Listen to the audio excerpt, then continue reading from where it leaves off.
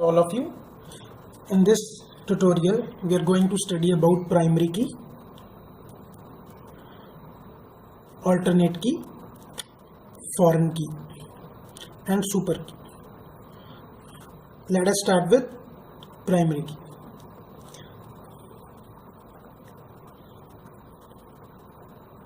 Now, as per the definition, primary key is defined as one of the candidate keys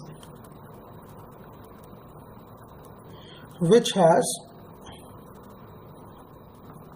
no null values.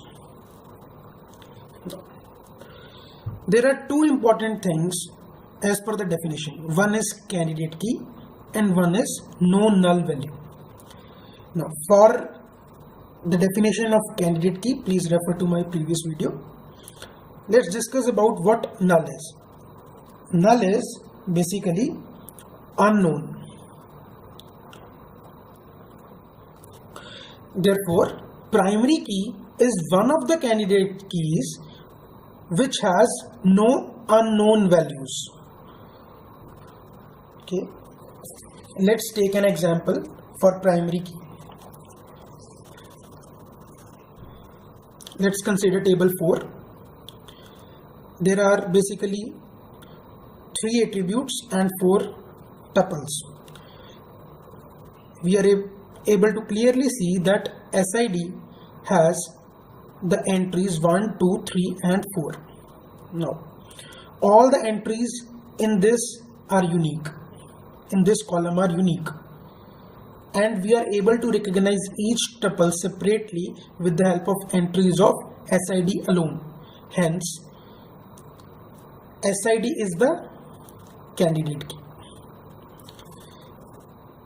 Moving forward, since SID is a candidate key, can we term it as primary key?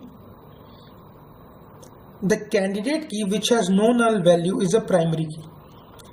Now, according to this table, there are no entries in SID having null. Therefore, SID is also the primary key for this table, since it is the candidate key, and secondly, it does not have any no null values. It does not have any null values. To differentiate SID, that is our primary key, from rest of the attributes, I am underlining SID. We will be following this practice in future also. As per the rules, there are 2 rules for primary keys to be followed. First is no null values are allowed.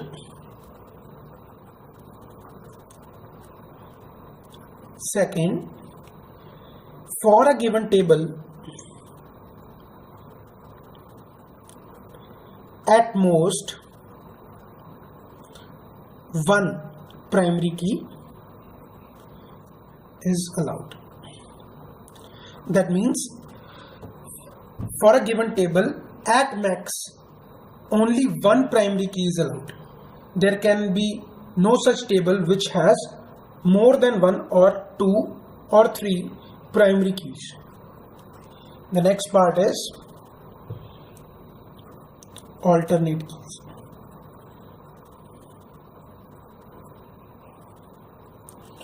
Now, all the candidate keys except primary key are known as alternate keys. All the candidate keys except the primary key are known as candidate keys. Let's consider a Venn diagram for understanding it better. Let's take a circle. This is a set of all the candidate keys. Now, in this set, there might be a candidate key which is a primary key. Now, the alternate keys will be all the candidate keys except primary key. the region which I am marking right now will be alternate keys.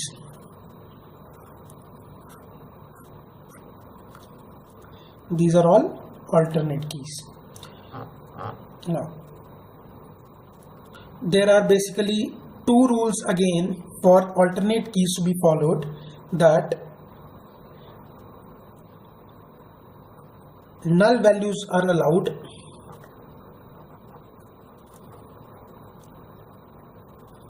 second, more than one alternate key is also allowed. Consider another example for alternate keys. Consider table 3. It has 4 attributes and 5 tuples. Now,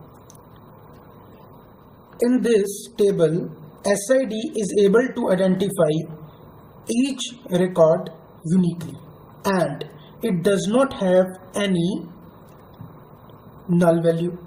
So SID can be termed as primary key for this particular table.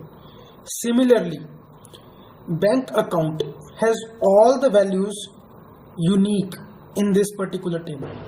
So SID is one of the bank account is one of the candidate keys.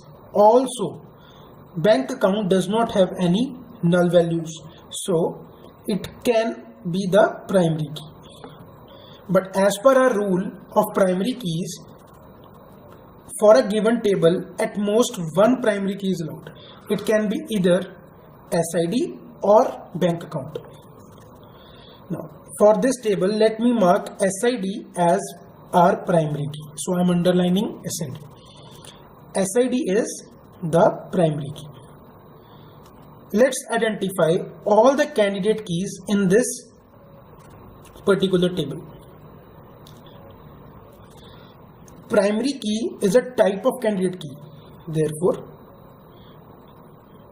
SID is the candidate key. Next, bank account is able to identify this column and the whole tuples, all the tuples uniquely. Therefore, bank account is also a candidate key. Similarly, voter ID is able to recognize each tuple uniquely. Hence, voter ID is also a candidate key. Now, apart from that, in this table, name has redundancy. Therefore, it cannot be qualified as a candidate key. Now, in this particular table, there are 3 candidate keys,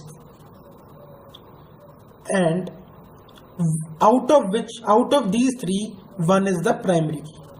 Now, as per our definition of alternate keys, all the candidate keys except primary key is the alternate key. Therefore, bank account and voter ID are the alternate keys for this particular table. Now, there is also a rule for a table to be followed, that is, there should be at least one candidate key which has no null values. Therefore, for a table to exist, we must have at least one primary key to identify each tuple uniquely. The next part is super key. As per the definition of super key is equal to candidate keys plus 0 or more than 0 attributes.